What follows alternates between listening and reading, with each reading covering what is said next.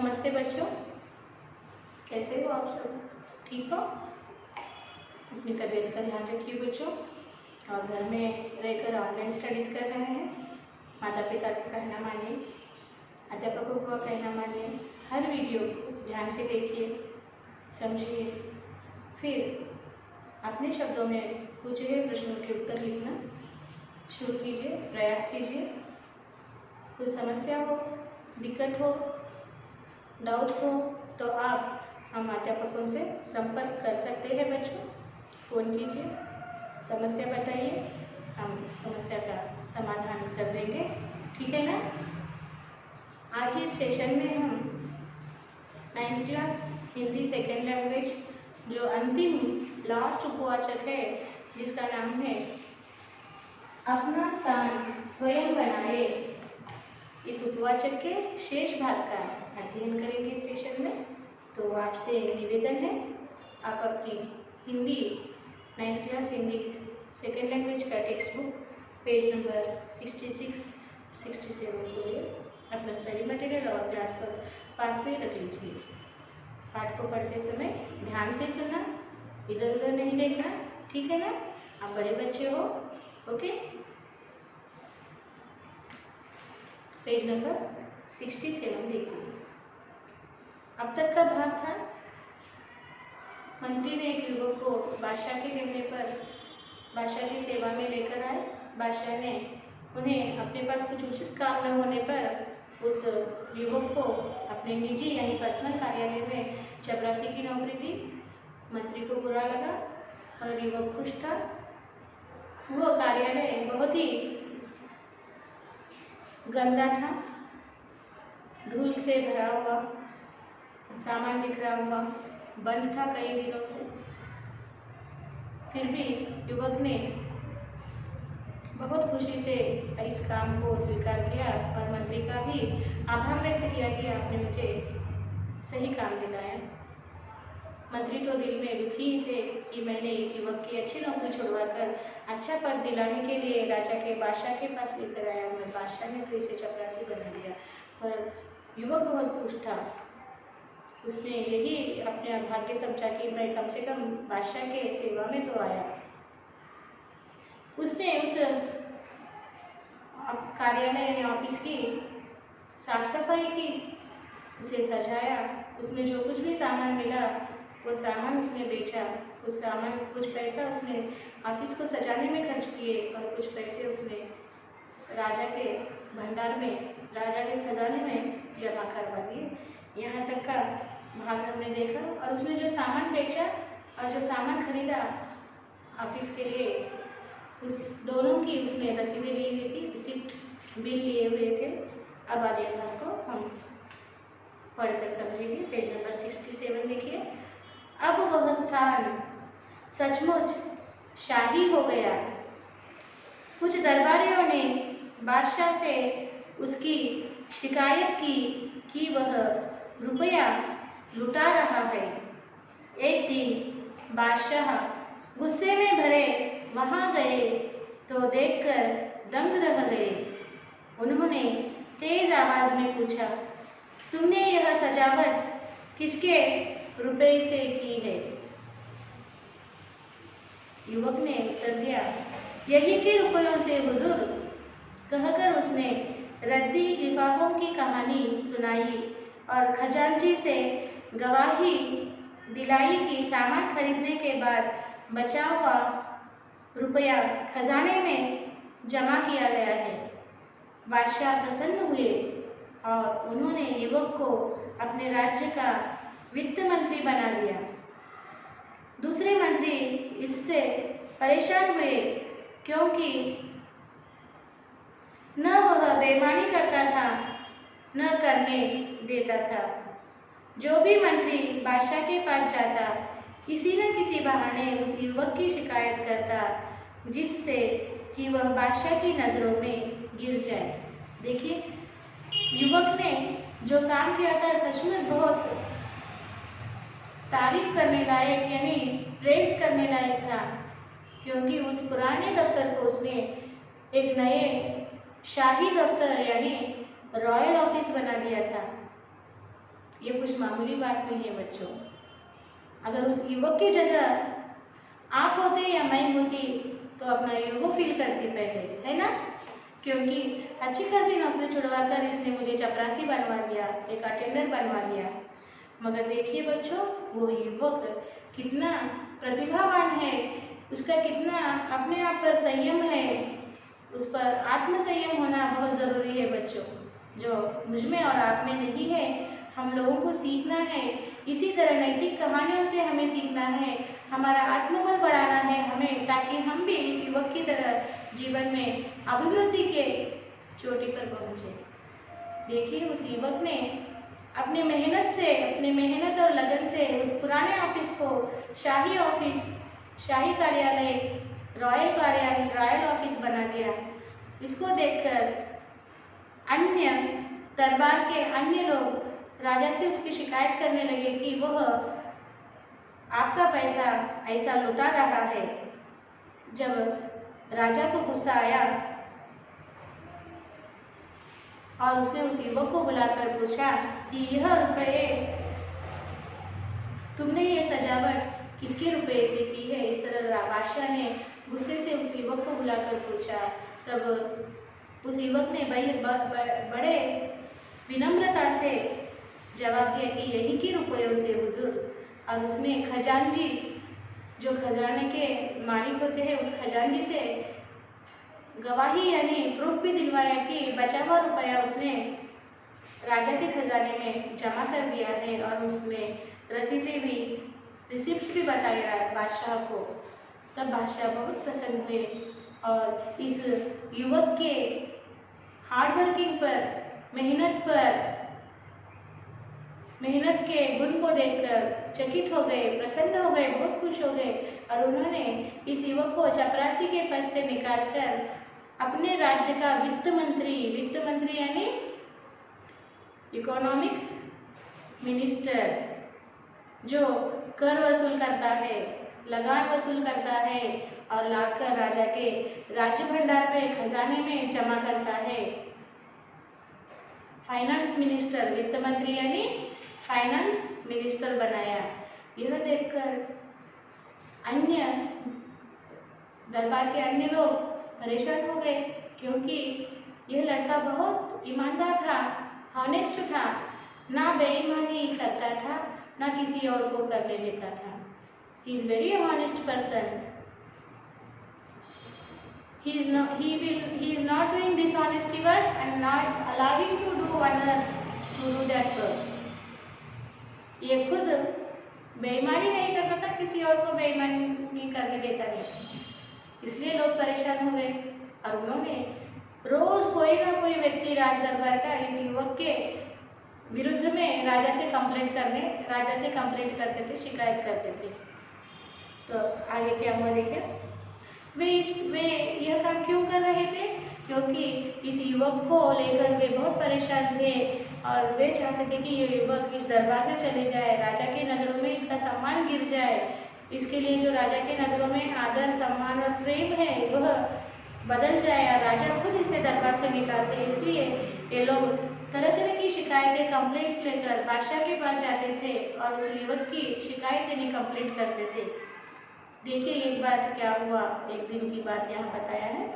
एक दिन रात के 2 बजे बादशाह ने अपने सेनापति को बुलाकर कहा, हमारे सब मंत्रियों को उनके घरों से उठाकर इस कमरे में ले आओ। हाँ, वे जिस हालत में हो उसी हालत में ले आओ। समझ लो हमारे हुक्म को। अगर कोई पलंग पर सो रहा हो तो उसे पलंग सहित ज्यों का त्यों लाया जाए, और कोई कालीन पर बैठा चौपड़ खेल रहा हो तो उसे कालीन समेत लाया जाए। देखिए इस युवक के खिलाफ, इस युवक के विरुद्ध कई कंप्लेंट्स, कई शिकायतों को सुनने के बाद राजा ने एक दिन ये तय किया कि रात के एक दिन राजा ने क्या किया, रात के 12 बजे, midnight, in the night 12 o'clock, कैसा रहता 12 o'clock का वातावरण? सब लोग खा पी कर आराम से सोते रहते हैं, या कोई कुछ खेल खेलता रहता है, कालीन पर बैठकर पत्ते खेलना, चौपड़ खेलना, और या कोई सोया हुआ होता है पलंग के ऊपर। ये विश्रांति का समय है, अपना अपना निजी समय है, लोग अपने अपने हिसाब से इसका उपयोग करते हैं।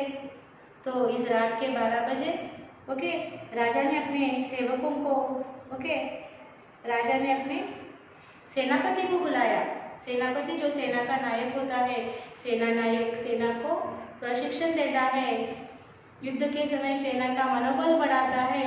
उस सेनापति को बुलाया राजा ने और कहा कि जाओ हमारे सभी मंत्रियों को, हमारे जो राज दरबार के सभी मंत्री हैं, सभी तरह के मंत्रियों को, वो जिस हालत में है अब इस रात के 12 बजे, जिस हालत में है का उद्देश्य क्या है बच्चों? अगर कोई सो रहा है पलंग के ऊपर तो उसे पलंग के साथ उठा कर रहो। अगर कोई बैठकर कालीन पर बैठकर खेल रहा है तो उसे कालीन के साथ उठा कर रहो। अगर कोई कुर्सी पर बैठा है तो उसे कुर्सी के साथ उठा कर लाओ। जिस हालत में है जो की त्यों मेरे सामने प्रकट करो। ऐसा राजा ने सेनापति से कहा और कहा मैंने जैसा कहा है वैसा ही करो। आगे देखिए क्या हुआ। कुछ ही समय में सब बादशाह के सामने बड़े कमरे में आ गए। 8 में से 7 मंत्री नशे में थे। राजा के दरबार में 8 में से 7 मंत्री जो लाए गए वे नशे में थे। उनमें से कुछ जुआ खेल रहे थे। वित्त मंत्री जी बनियान पहने एक चौकी पर बैठे वित्त मंत्री एक बनियान पहने और चौकी पर बैठे दिए की रोशनी में यानी लैंप होता है ना, जो दिया का लैंप, पुराने ज़माने में कर इलेक्ट्रिसिटी नहीं थी तो ऐसे ट्यूबलाइट्स और बल्ब्स नहीं थे, दिया लगाते थे लोग, तेल का दिया, तेल डालकर दीपक जो दिवाली के दिन तुम लोग लगाते हैं वैसा दीपक। सो दिए की रोशनी में ये वित्त मंत्री एक बनियान पहने चौकी पर बैठे दिए की रोशनी में कागज देख रहे थे, एक पेपर देख रहे थे। सब मंत्री बहुत लज्जित हुए। जो मंत्री नशे में थे वो मंत्री लज्जित हुए, शर्म आई उन्हें। तब बादशाह ने वित्त मंत्री से पूछा, जनाब रात के 2 बजे किस कागज में उलझे हुए थे? तो बादशाह ने वित्त मंत्री यानी इस युवक को पूछा कि जनाब महोदय आप रात के 2 बज रहे हैं और किस कागज में उलझे हुए थे आप? उसने उत्तर दिया, हुजूर दूर के इलाके से इस साल का जो राजकर आया है उसमें पिछले साल से 1 पैसा कम है, तो बार बार देख रहा था कि जोड़ में भूल है या सचमुच पैसा कम है। देखो, जब बादशाह ने इस वित्त मंत्री को पूछा कि जनाब रात के 2 बज रहे हैं और आप किस कागज में उलझे हुए थे, तब वित्त मंत्री ने जवाब दिया, हुजूर दूर के इलाके से, दूर के प्रांत से, हमारा जो राज्य का प्रांत है, हमारे राज्य के दूर के प्रांत से जो कर का पैसा आया है, जो टैक्स का पैसा आया है, लगान का पैसा आया है, उस पैसे में 1 पैसा कम है। इसलिए बार बार गिन रहा हूँ कि मुझसे भूल हुई है या सचमुच 1 पैसा कम आया है। आगे देखिए, बादशाह ने अपनी जेब से 1 पैसा फेंक कर कहा, लो अब हिसाब ठीक कर दो और जाओ आराम करो। जब वित्त मंत्री ने कहा कि दूर के इलाके से, प्रांत से कर के पैसा आया है और उसमें 1 पैसा कम आ रहा है, इसलिए मैं बार बार उसको गिन रहा हूँ कि मुझसे भूल हो गई है या सचमुच उसमें 1 पैसा कम आया है। जब वित्त मंत्री की ये बात बादशाह ने सुनी तो बादशाह ने अपने जेब में से 1 पैसा निकालकर वित्त मंत्री के सामने फेंका और कहा, लो वो पैसा ले लो और उसमें जमा कर दो। अब हिसाब ठीक हुआ ना, ठीक करो और जाओ अब आराम करो। वित्त मंत्री ने नम्रता के साथ पैसा वापस करते हुए कहा, हुजूर, पैसा तो मैं भी डाल सकता था, पर यदि पैसा कम है और उसके लिए पूछताछ न हुई तो इससे अफसरों में ढील और बेईमानी पैदा हो सकती है। देखिए, राजा ने अपनी जेब से एक पैसा निकालकर वित्त मंत्री के सामने फेंका और कहा कि लो, उठा लो ये पैसा और अपना हिसाब ठीक कर लो, क्योंकि तुम्हें हिसाब में एक पैसा कम आ रहा है और तुम इस रात के 2 बजे भी बार बार हिसाब कर उसको जांच रहे हो, तो अभी ये पैसा उसमें जमा कर दो और तुम्हारा हिसाब ठीक करो और घर जाकर आराम करो। तब उस युवक ने कहा कि हुजूर, माफ़ कीजिए, पैसा मैं भी डाल सकता था, मेरे पास था 1 रुपया, उसमें डालकर हिसाब मैं ठीक कर सकता था, मगर ऐसे करने से क्या होगा? अगर यह पैसा 1 पैसा क्यों कम आया है इस कर में, इसकी पूछताछ नहीं की गई तो अन्य अफसरों में, जो हमारे अन्य मंत्री है, जो अन्य ऑफिसर्स है हमारे राज्य के, उनको ढील मिल जाएगी, उन पर हमारा नियंत्रण नहीं रहेगा और वे इसी तरह पैसे की मनमानी करते रहेंगे, इसी तरह पैसे को लूटते रहेंगे और राज्य में अशांति छाएगी। राज्य क्या होगा? राज्य का वित्त स्तर नष्ट हो जाएगा। बादशाह बहुत खुश हुए और उन्होंने उस युवक को अपना प्रधानमंत्री बना लिया। उस वित्त मंत्री, उस युवक के इस उत्तर पर बादशाह बहुत प्रसन्न हुए कि ये वित्त मंत्री इतना ईमानदार है, वो 1 पैसे के लिए पूछताछ करना चाहता है ताकि अन्य अफसरों में बेईमानी न बढ़े। अगर उन्हें ढील दी गई तो राज्य में बेईमानी बढ़ जाएगी। अगर ऐसा ईमानदार व्यक्ति मेरे पास है तो ये मेरा भाग्य है। ऐसे राजा ने समझकर उस युवक को बादशाह ने अपना प्रधानमंत्री बना लिया। देखिए बच्चों, उस युवक को चपरासी के पद से वित्त मंत्री पद मिला, फिर उसे बादशाह ने अपना प्रधानमंत्री बना लिया। यानी अपने गुणों के कारण, अपने चरित्र के कारण वह अपना स्थान उसने खुद बनाया, अपना स्थान स्वयं बनाए। देखिए, शुरू में आपकी शुरुआत भले ही निजी पद से हो, मगर हमें बुरा नहीं मानना चाहिए। उस पद को अपनाओ और अपनी पहचान दो, वहां पर अपनी आइडेंटिटी दो कि तुम क्या हो, तुम क्या कर सकते हो। तब तुम्हें जीवन में अपना स्थान अपना आप तुम्हें बनाने की जरूरत नहीं, स्थान अपना आप बनता जाएगा। समझ में आ गए बच्चों? तो इस कहानी से बल्कि सिर्फ आपको नहीं, हमको, आपको, सभी को यही सीख लेना है कि स्थान जीवन में कुछ भी मिले हमें निराश नहीं होना चाहिए। जो भी काम मिले उसे पूरी ईमानदारी से करो, सच्चाई से करो, ऑनेस्टी से करो, तभी जीवन में आप सफलता की चोटी पर पहुंचोगे, अभिवृद्धि होगी, आपका आत्मसम्मान बढ़ेगा, आपको समाज में आदर सम्मान मिलेगा, सबके दिल में आपका स्थान बन जाएगा। जिस तरह युवक के लिए बादशाह के मन में स्थान बन गया और वो राज्य का प्रधानमंत्री बन गया, कल आपके लिए भी समाज में आदर सम्मान प्राप्त होगा, समाज के हर व्यक्ति में आपकी पहचान होगी, तो देश में आपका नाम रोशन होगा। बच्चों, अपने गुणों को ऊंचा करो, सच्चाई, ईमानदारी और अन्य नैतिक गुणों को अपनाकर अपने चरित्र का ऐसा निर्माण करो कि आने वाली 7 पीढ़ियां, 7 जनरेशंस आपको याद रखें। समझ में आया बच्चों? यहाँ तक के भाग को आप एक बार साइलेंट रीडिंग कीजिए, फिर हम अगले भाग चर्चा करेंगे।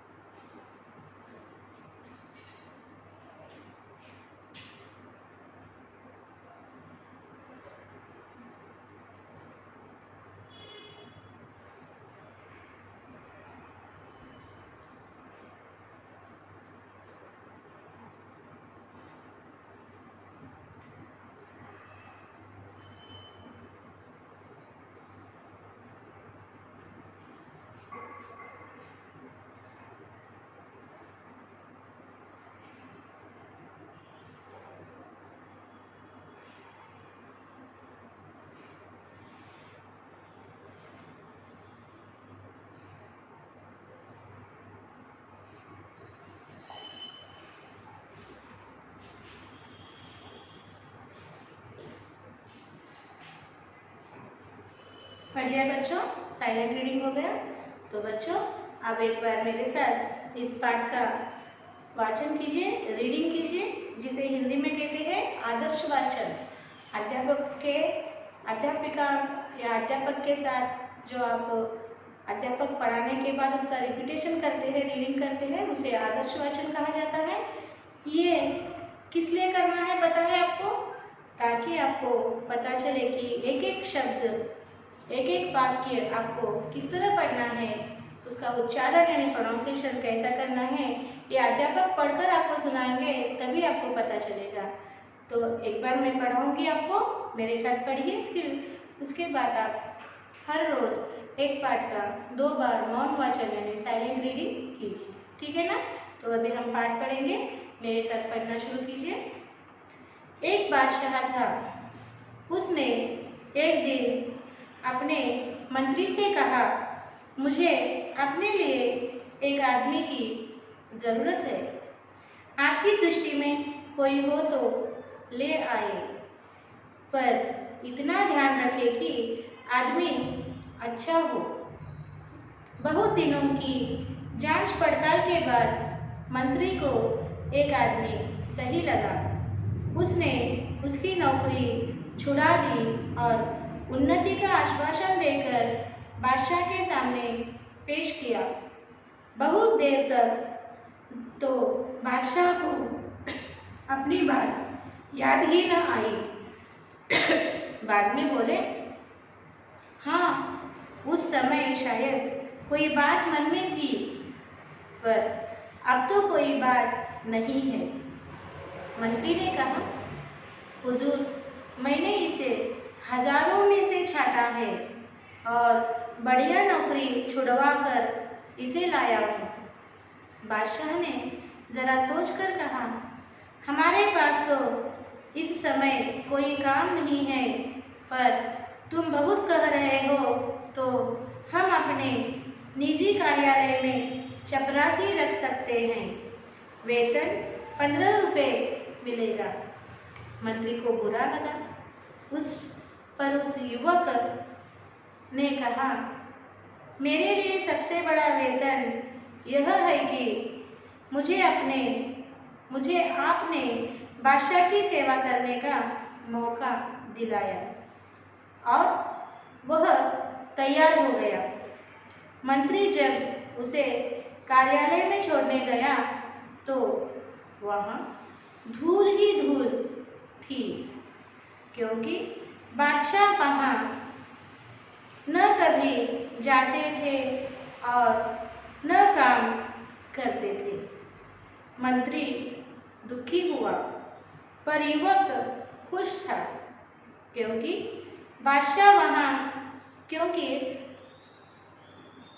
युवक खुश था। उसने अच्छा स्थान दिलाने के लिए मंत्री के प्रति कृतज्ञता भी प्रकट की। उसने लगातार कई दिनों तक उस कार्यालय को साफ किया और उसे शाही कार्यालय का रूप दिया। उस कार्यालय में एक छोटी सी कोठरी थी। युवक ने उसकी जांच पड़ताल की तो पता चला कि पिछले सालों में बादशाह के पास बहुत से लिफाफों पर सोने की पच्चीकारी और रत्न जड़े थे। ये वे लिफाफे थे जो विवाह आदि के शुभ अवसरों पर दूसरे बादशाहों और अमीर उमराओं के यहाँ से आए थे। युवक ने कारीगर लगाकर सब कीमती सामान लिफाफों से उतरवा लिया और बाजार में बेच दिया। इससे कई हजारों रुपए मिले। उनमें से कुछ रुपए तो उसने बढ़िया फर्नीचर और चित्रादि लगाने में खर्च किए और बाकी पैसा सरकारी खजाने में जमा कर दिया। जहाँ वह सामान बिका उसकी भी रसीद ली और जहाँ से सामान खरीदा गया उसकी भी। पेज नंबर 67 देखिए। अब वह स्थान सचमुच शाही हो गया। कुछ दरबारियों ने बादशाह से उसकी शिकायत की कि वह रुपया लुटा रहा है। एक दिन बादशाह गुस्से में भरे वहां गए तो देखकर दंग रह गए। उन्होंने तेज आवाज में पूछा, तुमने यह सजावट किसके रुपए से की है? यही के रुपयों से हुजूर, कहकर उसने रद्दी लिफाफों की कहानी सुनाई और खजांची से गवाही दिलाई कि सामान खरीदने के बाद बचा हुआ रुपया खजाने में जमा किया गया है। बादशाह प्रसन्न हुए और उन्होंने युवक को अपने राज्य का वित्त मंत्री बना दिया। दूसरे मंत्री इससे परेशान हुए क्योंकि न वह बेईमानी करता था न करने देता था। जो भी मंत्री बादशाह के पास जाता किसी न किसी बहाने उस युवक की शिकायत करता, जिससे कि वह बादशाह की नज़रों से गिर जाए। एक दिन रात को 2 बजे बादशाह ने अपने सेनापति को बुलाकर कहा, हमारे सब मंत्रियों को उनके घरों से उठाकर इस कमरे में ले आओ। हाँ, वे जिस हालत में हो उसी हालत में लाए जाएं। समझ लो हमारे हुक्म को, अगर कोई पलंग पर सो रहा हो तो उसे पलंग सहित ज्यों की त्यों लाया जाए और कोई कालीन पर बैठा चौपड़ खेल रहा हो तो उसे कालीन समेत लाया जाए। कुछ ही समय में बादशाह के बड़े कमरे में आ गए। 8 में से 7 मंत्री नशे में थे। उनमें से कुछ जुआ खेल रहे थे। वित्त मंत्री जी बनियान पहने एक चौकी पर बैठे दिए की रोशनी में कोई कागज देख रहे थे। सब मंत्री बहुत लज्जित हुए। तब बादशाह ने वित्त मंत्री से पूछा, जनाब, रात के 2 बजे किस कागज में उलझे हुए थे? उसने उत्तर दिया, हुजूर, दूर के इलाके से इस साल का जो राज कर आया है उसमें पिछले साल से 1 पैसा कम है। बार बार देख रहा था कि जोड़ में भूल है या सचमुच पैसा कम है। बादशाह ने अपनी जेब से 1 पैसा फेंक कर कहा, लो, अब हिसाब ठीक कर दो और जाओ आराम करो। वित्त मंत्री ने नम्रता के साथ पैसा वापस करते हुए कहा, हुजूर, पैसा तो मैं भी डाल सकता था, पर यदि पैसा कम है और उसके लिए पूछताछ न हुई तो इससे अफसरों में ढील और बेईमानी पैदा हो सकती है। बादशाह बहुत खुश हुए और उन्होंने उस युवक को अपना प्रधानमंत्री बना लिया। देखिए, इस तरह से ये उपवाचक है और इस उपवाचक को आपको इस तरह से पढ़ना है बच्चों। आप साइलेंट रीडिंग कीजिए, हर शब्द को समझिए, अर्थ को समझिए और उसे प्रश्नोत्तर लिखते समय विषय को समझकर अपने शब्दों में उत्तर लिखने का प्रयास कीजिए। फिर मैं दोहरा रही हूँ, रिपीट कर रही हूँ। कोई समस्या हो तो तुरंत आप हम अध्यापकों से संपर्क कीजिए, फ़ोन कीजिए, हम आपकी समस्याओं का समाधान करेंगे बच्चों।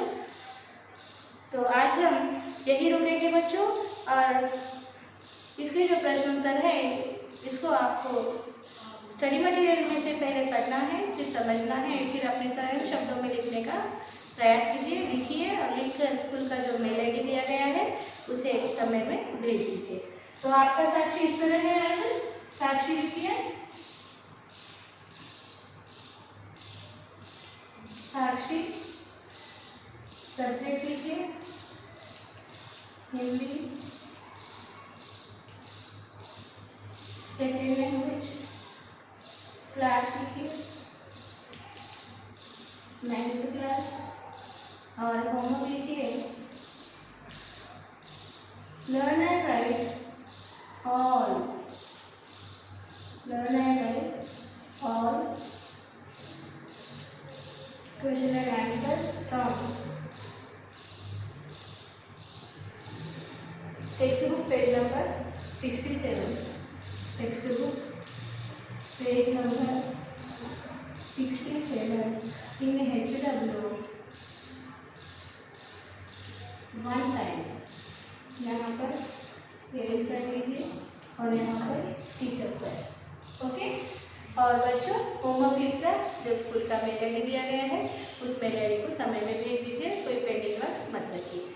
ठीक है ना बच्चों, यहाँ पर हमने 9th क्लास का पूरा पोर्शन सिलेबस समाप्त कर दिया है। आपके सारे पाठ मैंने पढ़ा दिए हैं, आपको समझा दिए हैं। अभी आपका काम शुरू होता है बच्चों, हर पाठ को 2-2 बार पढ़िए, हर प्रश्न को 2-2 बार पढ़िए, उसके उत्तर को समझिए और स्वयं शब्दों में लिखने का प्रयास कीजिए। कोई समस्या हो, डाउट्स हो, हमसे संपर्क कीजिए, हम आपकी समस्याओं का समाधान करेंगे। ठीक है ना, तो आने वाली एग्जाम्स के लिए आपको बेस्ट ऑफ लक और बाय बाय।